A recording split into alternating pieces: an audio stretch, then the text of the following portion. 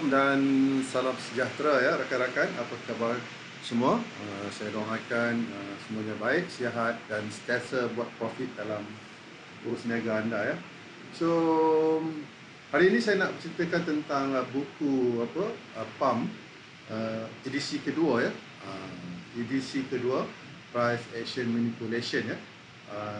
Saya dah tulis buku PAM edisi 1, PAM edisi 2 dan insyaAllah PAM edisi ketiga akan keluar mungkin hujung tahun 2022 insyaAllah.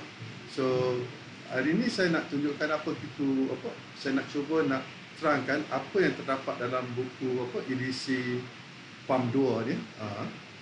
PAM edisi 2 ya. Okey. Sekejap ya rakan-rakan ya.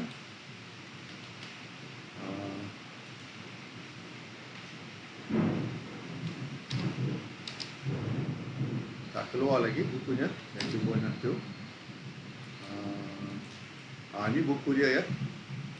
Ni buku PAM, Price Action Manipulation edisi 2 So apa yang terkandung dalam buku ni ialah tentang manipulasi. Saya cuba terangkan bagaimana big player melakukan manipulasi ya terhadap retail trader. Kita kena ingat dalam urus niaga forex ni, big player ataupun bank melakukan peranan ya. Peranan big player ni adalah mereka pertama dia mengambil order kita, buy sell kita lah, buy sell kita punya order lah dalam trading tersebut kan. Tapi apa yang berlaku, mereka juga big player ataupun bank ni juga bertindak sebagai bank trader. Kita buy, retail trader buy, big player ataupun bank trader akan sell. Bila kita sell, mereka buy. Itulah hakikat yang dilakukan oleh mereka manipulasi tersebut. So buku ini menceritakan macam mana big player melakukan manipulasi, dan untuk kita sebagai retail trader, untuk kita elak daripada penipuan ataupun manipulasi oleh big trader. Bunyi hujan kuat kat luar, sekarang tengah hujan. So kita mesti tahu struktur pasaran. Struktur pasaran ni lebih merujuk kepada contoh dia keadaan menaik, trend menurun, trend sideway ataupun trend menaik. So dalam kefahaman price action manipulation, trend ni kita sebut sebagai kefahaman ada. Itu ada mana ada ni advancing menaik, declining menurun, distribution bila market sideways di sebelah bawah, and then accumulation di mana market sideways di sebelah bawah ya. So itulah market structure yang perlu kita tahu yang terdapat di dalam buku ni kan. Macam mana kita nak tahu, nak memastikan sama ada market tersebut di fasa A ke, di fasa declining ke, di fasa advancing ke. So buku ini menceritakannya segala-galanya kan. So bila kita dah tahu kefahaman market structure ni, trend, mana urus niaga forex kita lebih mudah lah. So yang kedua pula, kita ada structure value area. Apa ni maksud value area? Value area ni adalah gabungan di antara EMA 50 dan EMA 20. Inilah structure, market structure di mana kebanyakannya pasaran, market harga akan berlega dekat situ di value area ni sebelum dia melakukan kenaikan ataupun penurunan.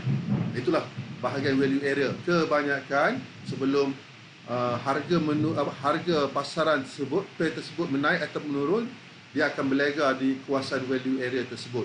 So buku ini menerangkan terperinci macam mana kita nak tahu value area, macam mana kita nak entry dekat value area. Itu yang menariknya ya. So market structure yang berikutnya ialah bull. Bull ni adalah build up ya. Build up ni di mana market tu sideways. Waktu pagi market selalu sideways. Build up ni sideways dia di dalam range yang sama. Makna dia punya range tu kecil saja. Mungkin 15 pip, buy, candle buy, lepas tu candle sell, candle buy, candle sell. Itu dipanggil build up ya, build up ya.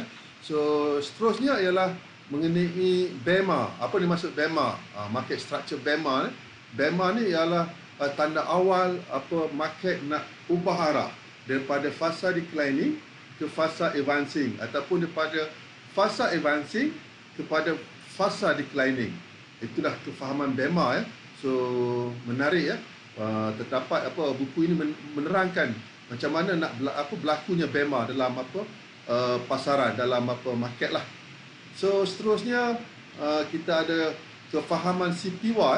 CPY ni adalah satu kefahaman di mana kefahaman di mana kebanyakan saya sebut tadi kuasaan kita untuk memasuki pasaran.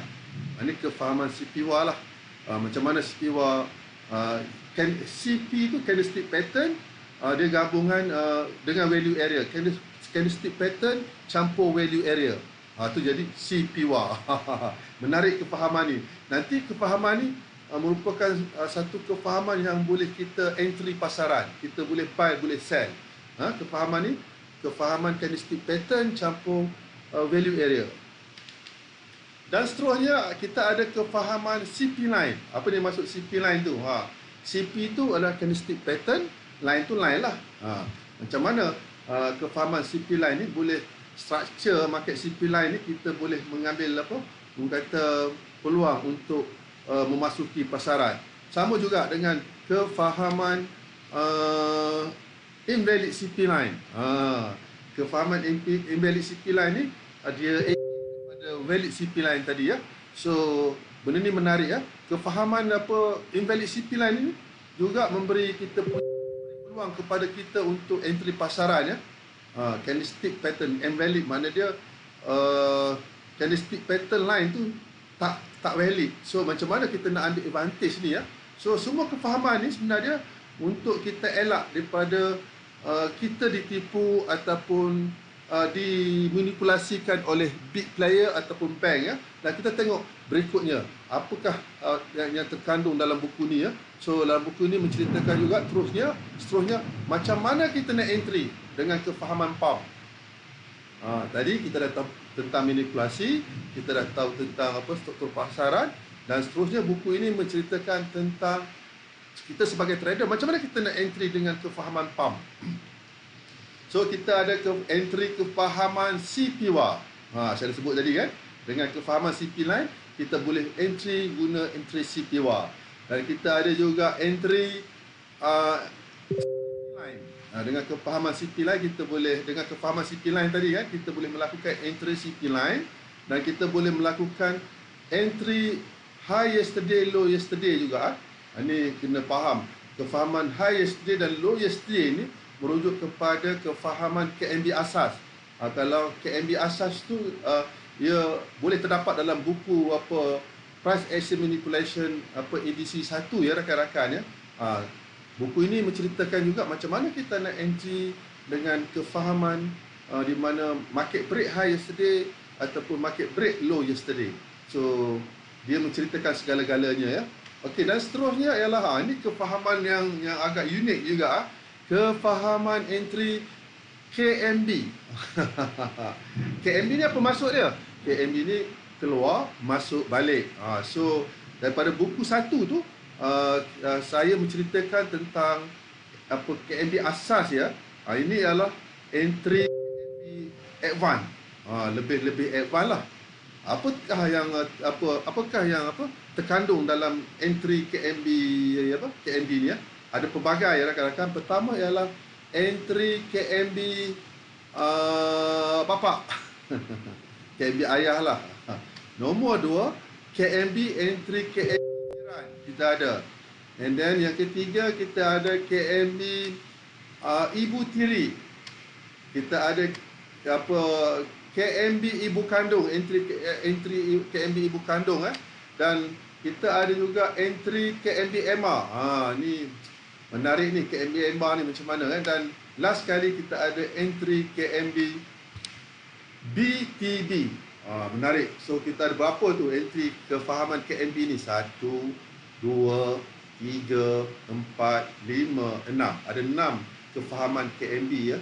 Entry KMB ya. Dan kalau kita masuk satu lagi dalam buku satu saya tu ialah KMB asas. Okey, apa lagi yang ada?